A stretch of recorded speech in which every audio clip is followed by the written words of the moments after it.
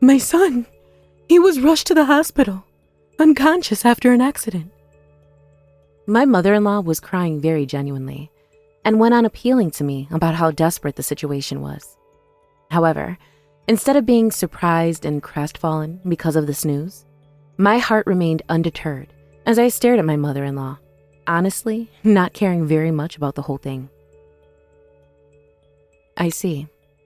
Mrs. Michaels, I know this will seem truly unexpected and perhaps cruel, but I must ask you to go home. She stared at me intently, then turned red in the face and lashed out in anger. I don't blame her. Who in the right state of mind would turn away a woman worried sick about her son, whose life could be in danger because of an accident? It was a natural reaction considering how she felt, but rest assured, I had very good reason for not feeling concerned.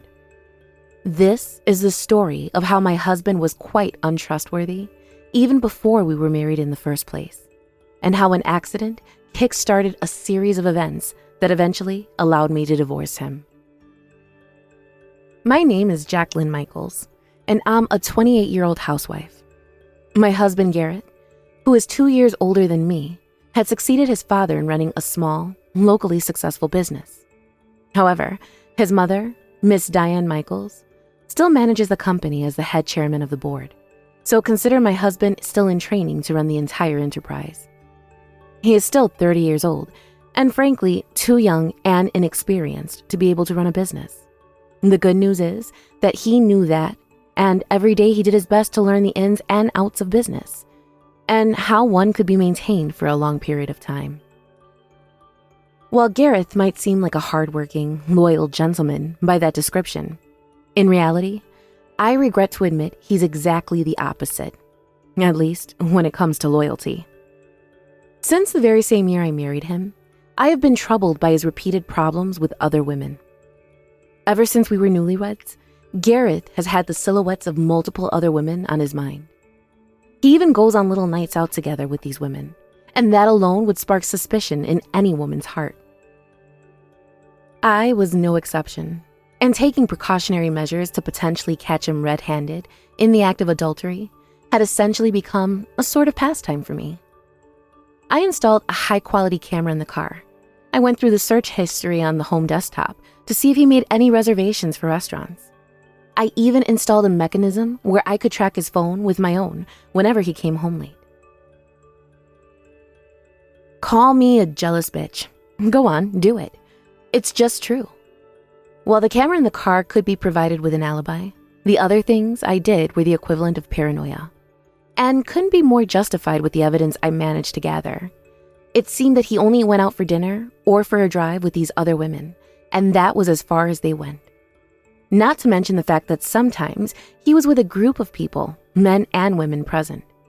More often though, I was certain that he had been alone with other women, and I had not been able to get any proof that it had gone anywhere beyond simple socializing. I wondered if he is trying to avoid leaving any evidence, or if he is really just enjoying a fun, innocent night out with a woman. In my personal opinion, being alone with a woman is enough to be cheating on me. But in legal terms, it's not enough to be considered adultery, where you can enforce the law to obtain alimony if needed. I had not been able to find any solid evidence of his infidelity, but the jealousy and pressure was becoming great, and I feared I would eventually buckle under and break down. That's why I once asked for a divorce, because I couldn't stand the fact that he was going out with women so often. Gareth, listen, if you're so intent on going out alone with other women, why don't you just go back to being single? Oh, come on now, honey. Let's not jump to conclusions. I'm telling you, it's just stuff for work. I promise. I honestly didn't think you were this narrow-minded. Are you saying I'm done? Because you are, aren't you? Entertaining clients is part of the job, and if I don't do that, well, the business could falter. Just because the person in charge of the business partnership is a woman doesn't mean I always develop a horny demeanor. Well, you've only worked in the company for about 5 years, so maybe you wouldn't understand. Gareth said as he smiled cheerfully. I was good at reading between the lines, and he was giving off a very strong, I'm giving you the status as the wife of the president of the company, even though you have little experience in that society. And that's why I want you to laugh and forgive me for cheating on you vibe. And that's why I became determined than ever to get proof and slap him with the karma of how lightly he was treating our marriage 3.5 years. In my subsequent research, I found a couple of things that I thought were pretty important. First, I found out that even if someone suspected their partner of cheating, the accumulated evidence was often not accepted as evidence of infidelity. And second, it is against the law to tamper with your partner's phone and search it, as it is a violation of privacy should the evidence be nowhere. In other words, I had to be patient and find better ways to obtain solid evidence of infidelity. One day, while I was wondering if there was anything I could do, Gareth, perhaps caught off guard by the assurance that I had not been able to find any evidence exposing him up until then, finally started to give himself away. I'm going on a business trip to Tokyo for 3 days starting Friday. So, could you please take out my suitcase? Okay, sure. Should I prepare an overnight set and put it in as usual? No, I'll prepare it myself this time, since I have some classified materials from an external source. Business can be shady sometimes. Then, is it okay if I book you the hotel you always use in Austin? I'll arrange that too, this time, so you don't have to worry about that. I felt a slight sense of discomfort, even though he had always made me prepare everything for his business trips, even after we were married. Now he was volunteering to do everything himself. The perpetual feeling of something wrong going on became more apparent, and I went and checked the home desktop to search for any information. Sure enough, as usual, the search history had been erased, but there was one thing that caught my eye. The history for yesterday had been erased, but there was a booking website that he'd go on at 11:58 p.m. the day before. He failed to notice and erase these, and sure enough, I found a reservation for a stay at a B&B. However, the destination was not Austin, but a famous sightseeing spot in the opposite direction, and the reservation was for 2 adults. I couldn't say for sure, but this was probably the biggest lead I would ever get, considering he lied about where he was going. Finally, I had a clue. I hired a private detective to follow Gareth on his trip. I wanted to be sure I had solid evidence, and the best way to do that would be to hire a professional. I wanted him to keep me constantly updated, providing me with even the smallest of details regarding not only Garrett's interaction with the woman, but things like whether he stayed in the same room as her, or if he was touching in any way. The negotiations went smoothly, and I was confident the detective would do a good job. Then came the day Gareth was to leave for a so-called business trip. The detective was to follow the husband from the time he left home, and I saw him follow Garrett's car in an ordinary gray Honda CR-V.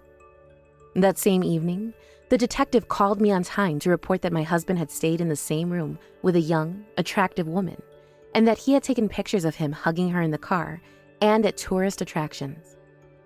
It was something I had imagined, but it still came as a bit of a shock. I thought I wouldn't, to be honest.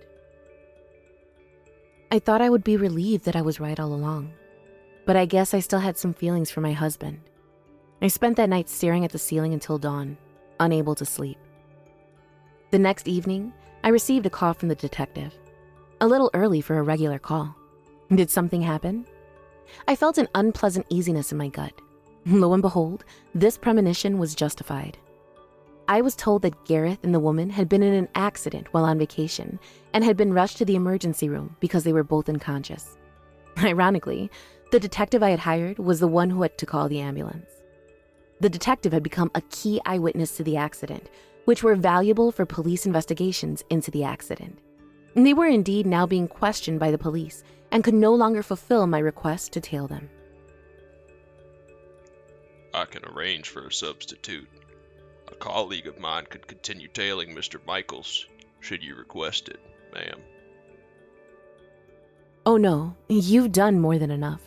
No more tailing will be necessary. I'd like to change my request to a background check on the woman, if that's possible. Very good, ma'am.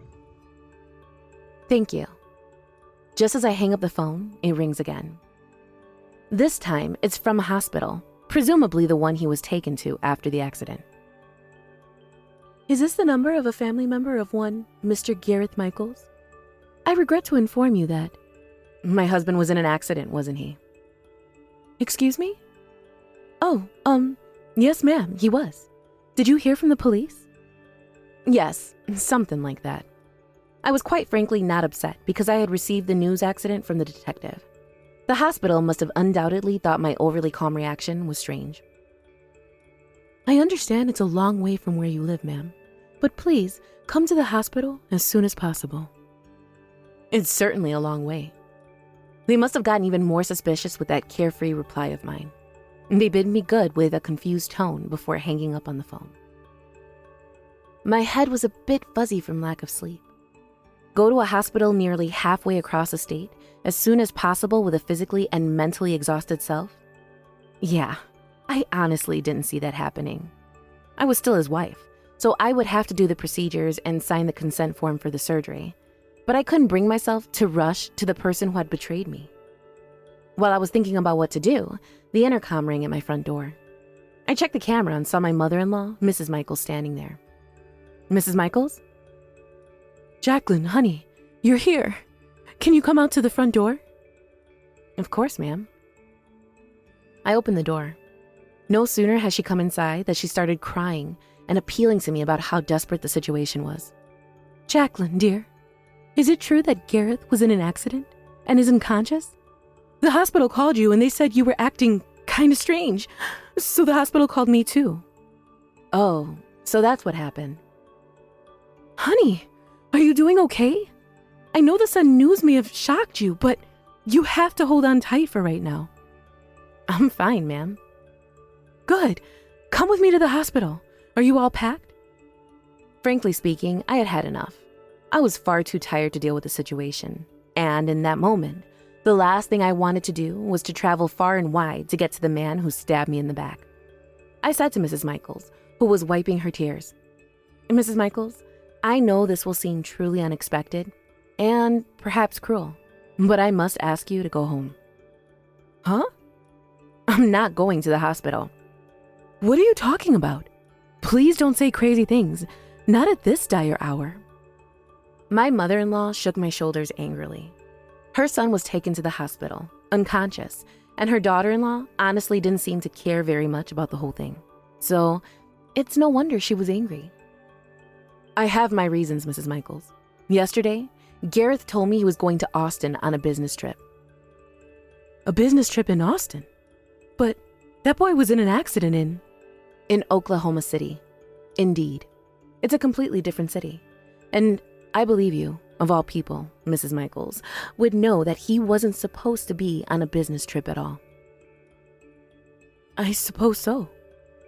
And additionally, do you know he was with a woman at the time of the accident? That woman is his lover, ma'am. I'm almost certain of that, based on the investigation by the detective I hired. The identity of the woman is still under investigation, it seems, but I'm sure we'll find out soon. My son? Having an affair? My mother-in-law was trembling as she listened. I wonder what she thought of my story. To me, my husband is nothing but a traitor. But in the eyes of Mrs. Michaels, the mother of the perpetrator, no matter how old and naughty he got, he was always going to be her little boy.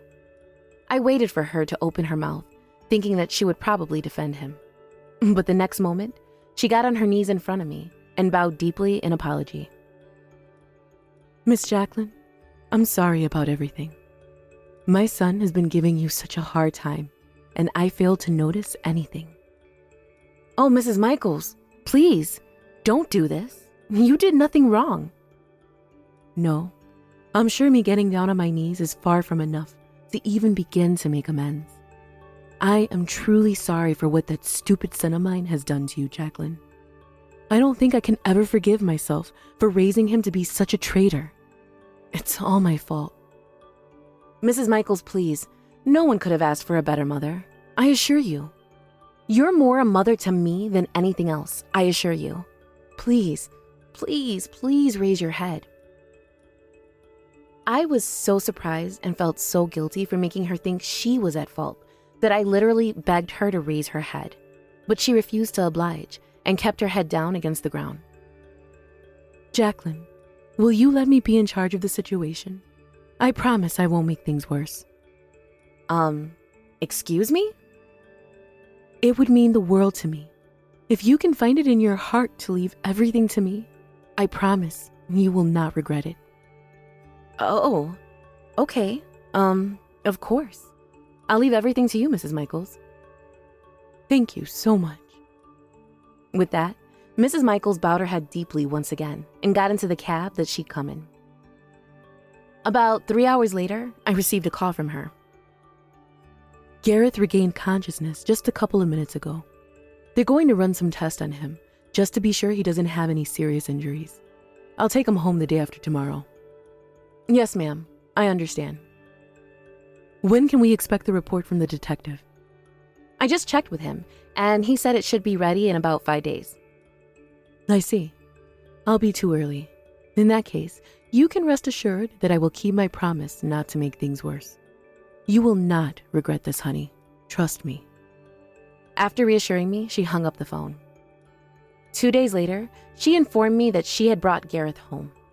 The report from the detective was postponed a few days in the first place because of the changes and additions to my initial request of tailing Gareth. I was worried that he might try to get away with it again, but Mrs. Michaels suggested that we wait until the report was completed before we discuss the matter. Until then, Jacqueline, you ought to get some proper rest. From here on, it's a matter of energy and stamina after all. Mrs. Michaels? Why? Why what, dear? Why are you helping me? You mean, why am I on your side? The reason is simple. I hate crooked people.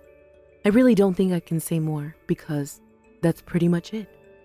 But Gareth is your son. How could a mother such as yourself ever purposefully place yourself in a situation where you could potentially lose him for the sake of another person who isn't even related to you by blood? He's my child, and that's precisely why there are things for which I can't forgive him. A parent's job isn't just to protect their children. We also have the responsibility of correcting ill behavior in the most effective way possible. I just intend to do my job well, dear, rest assured. Her kind but strong words helped me believe her more completely. A week after the accident, I received the report from the detective agency. Mrs. Michaels suggested that we hold the meeting in the main conference room of the company. Mrs. Michaels herself and the company's board of directors were seated in the section of the room closer from the door. Furthest from the door sat my husband's large body, contorted in embarrassment. Next to him, the woman in the photograph taken by the detective was sitting, staring at the middle of the table, her face deadly pale. She was a beautiful woman, though her face was scarred because of the accident. I'm hoping they consider themselves lucky they were unconscious from the accident, because otherwise, I would have socked them both into the shadow realm anyhow, I thought to myself nonchalantly. Jacqueline, please sit over here, next to me. I sat down in the chair to the left of Mrs. Michaels, as per her request. There was another man sitting there, a stranger. He was a tall, thin man with brown hair and the greenest eyes I'd ever seen in my life. His expression was one of regret and disappointment, but underneath that revealed a man of dignity and virtue. This is Jonah. That woman over there is Taylor, his wife. That was exactly the same as the name of the woman I'd asked the detective to investigate. Taylor Brooklyn. Right then, I remembered from the report that she was also married too, so I turned to Mr. Brooklyn and said, I am Garrett's wife, sir. I am terribly sorry about everything. Oh, no, ma'am, please. The blame is all on me. From here onward, this discussion will be recorded. Gareth, tell the truth and nothing but the truth in your own words. My husband looked frightened and began to tremble as his own mother started to covertly blackmail him. Well, where do you want me to start? How about the beginning? Tell us everything, down to the most minute of details. Yes. He sometimes lost his words, but he told everyone present about his relationship with Taylor. He'd met her when he was a student in university and started dating her then. They broke up once, but met again at a class reunion, and his feelings for her ignited once again. But much to his dismay, Taylor was already married to Jonah, and Gareth decided to marry me just to make her jealous. And just as my husband had hoped would happen, Taylor really did become jealous, and things got exciting between the two of them. I suppose my existence was the gasoline that kept the spicy fire that was their forbidden love for each other burning bright. It was truly the most ridiculous story I'd ever heard. I tried so hard not to laugh at the specific details. It was so stupid. I came to the realization that my husband must have been meeting various women simply to cover up his relationship with Taylor and to make her even more jealous. He thought it was okay to go on a trip for a few days because he was perhaps amused that I, a stupid fool who had always was his second choice, was struggling to find evidence of any adultery. But thanks to the two of them getting a little too cocky, I now had solid evidence proving they were having a legitimate affair. And if there really is a divine punishment, I think that would have been the accident that happened on their trip, because that singular event brought everything to light. When my husband finished speaking, his mother raised her voice in disgust. You really took after your father in all the wrong ways. She glared at her son and his adulterous lover, and they both shrugged their shoulders. So you admit to the affair, do you? Yes. Very good. The board of directors will discuss your penalty at the company and will notify you shortly. Wait, what? Mom, listen to me. If Jacqueline forgives me for cheating on her, there's no problem, right? I mean, you know it was all a joke, right? So, you're telling me that what you just told everyone wasn't the truth? Well, no, it was. Then your feelings for Taylor are as real can get. What in the name of King Arthur makes you think I'll forgive you for this? And I believe you're forgetting about Jonah. Doesn't he deserve a say in how things are going to proceed? Well, I have no intention of forgiving you either. I'd like to tell you that each couple ought to discuss this matter individually. Now, but as the mother of a traitor, I'd like to speak to you now. Mom, I mean, you understand, right? You'll take my side, won't you? You shut up. No, I'm not on your side, young man, nor is anyone else. Oh no. Jacqueline, Jonah, I too have suffered the same pain you are as of now. My own husband was kicked out of his own company many years ago by yours truly because of disloyalty to me. I know how to handle situations like this now, and I strongly advise that we be thorough and relentless. Gareth thought that since I was a stay-at-home mom, there was no way I would divorce him. I would be too helpless in society without someone to provide for me. But when I told him that I had already started working from home in preparation for the divorce and was earning a decent income, he fell to his knees in complete defeat. With the help of the detective's report and the financial and moral support from Mrs. Michaels, Jonah and I received what we could from Gareth and Taylor, and the divorces were both finalized simultaneously. Gareth was then removed from his position as president by the board of directors, and his mother disowned him completely. Plagued with debt and embarrassment to his name, I'm sure that he is now working at his new place of employment with a metaphorical gun pointing at the back of his head. Taylor also got into a lot of debt because of the alimony payments to us, and even after the divorce, she couldn't stay at her parents' house because they turned her away for what she did. Now, she has to work every day to pay off her debts with a live-in job. After her traitorous son resigned, Mrs. Michaels has been more energetic than ever while also serving as the newest president of the company. Even now, several years after the divorce, she seems to be getting younger and younger every time I see her. Seeing her like that inspires me to do my best to live up to her name, and I hope to perhaps one day become someone as responsible as her.